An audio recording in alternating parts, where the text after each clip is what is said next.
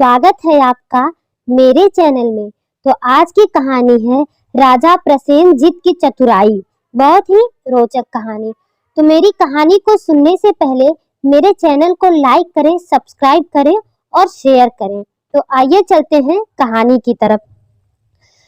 अवध के उत्तर में प्रसेनजीत नाम का एक राजा राज करता था। एक दिन उस नगर में एक तपस्वी आया। वह दाल भात ना खाकर केवल कच्चे धान पर ही जीता था। उसकी इस बात को देखकर नगर के सेठ ने उसके रहने का प्रबंध एक सज्जन के घर में कर दिया। नगर का सेठ उसके लिए प्रतिदिन धान भेजा और कुछ नगदी असरफियां थी। तपस्वी को पूरा त्यागी समझकर नगर के अन्य व्यापारी भी उसे दान दक्षिणा देते थे। वह तपस्वी कंजूस विचार प्रवृत्ति का था। जब उसके पास 1000 दिनार जमा हो गए तब उसने उन्हें मिट्टी के छोटे से कलश में डाला और जंगल की ओर चल दिया। घने जंगल में उसने यह धन एक पेड़ के नीचे गाड़ दिया।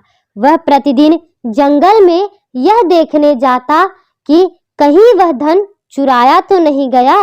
एक दिन जब वह जंगल में गया तो उसने देखा कि उसका धन कोई चुरा ले गया है। यह देख उसकी आंखों के सामने अंधेरा छा गया। उसने निश्चय किया कि मैं गंगा नदी के तट पर अनशन व्रत रखकर अपनी जान दे दूंगा।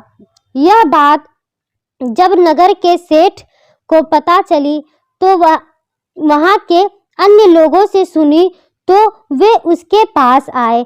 सेठ ने तपस्वी को समझाया, तपस्वी देवता, धन खो जाने से मृत्यु का वरण करना अच्छी बात नहीं है।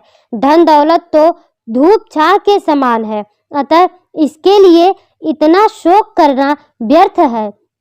पर वह तपस्वी अपनी बात पर अटल रहा। वह अपना दंड कमंडल उठाकर गंगा की तट की ओर चल पड़ा। यह बात जब राजा प्रसेनजीत के कान में पहुंची तो उन्होंने राजकर्मचारियों को तपस्वी के पीछे दौड़ाया जो उन्हें लौटा ही लाए। राजा ने उनकी कहानी सुन उनसे पूछा, तपस्वी देवता, आपने जहां धन दबा रखा था वहां कोई निशानी भी रहती थी? तपस्वी ने कहा, हाँ महाराज, मैंने वह धन जंगल के एक छोटे पेड़ के नीचे दबा दिया था, वही उसकी निशानी थी। इस पर राजा बोले, आप धीरज रखिए, मैं स्वयं उस धन की खोज करके आपको लौटा दूंगा। आप मरने का अनशन छोड़ दीजिए। राजा सीधे अपने शयनागार में जाकर लेट गए और सिर दर्द का बहाना किया। राजा को सिर दर्द होने की सूचना पाकर नगर के वैद्यों का राजमहल में आना जाना शुरू हो गया। वे एक एक करके आते और अपना उपचार करके चले जाते। राजा प्रत्येक वैद्य से एकांत में यही प्रश्न करता, नगर में आजकल किस बीमारी का प्रकोप है? अपने किस बीमारी की कौन कौन सी दवाई है?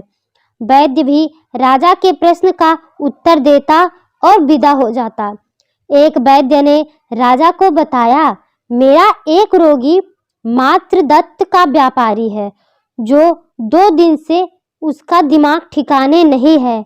मैंने उसे नागवाला नामक बूटी खाने को कहा है।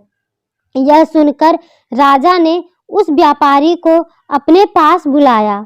व्यापारी से जब पूछा गया तो उसने कहा, राजन, मेरा नौकर जंगल में जाकर नागवाला बूटी ले आया है। राजा ने उसे आज्ञा दी, जाओ उस नौकर को मेरे सामने लाओ।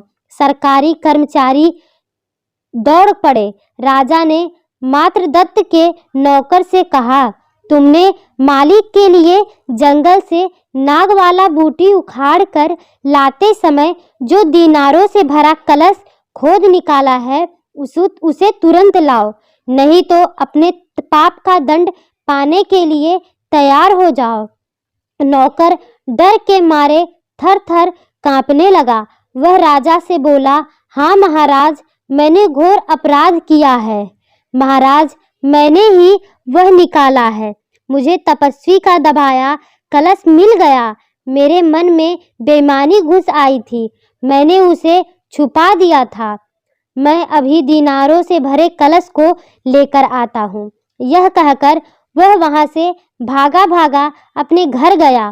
थोड़ी ही देर में उसने तपस्वी का कलश राजा के सामने रख दिया। उस तपस्वी देवता भी वही थे। राजा ने तपस्वी को उसका कलश दे दिया। राजा ने चतुराईपूर्ण न्याय से सभी नगरवासी प्रसन्न हुए और उन्होंने सबका मन जीत लिया और वे उसकी प्रशंसा करने लगे।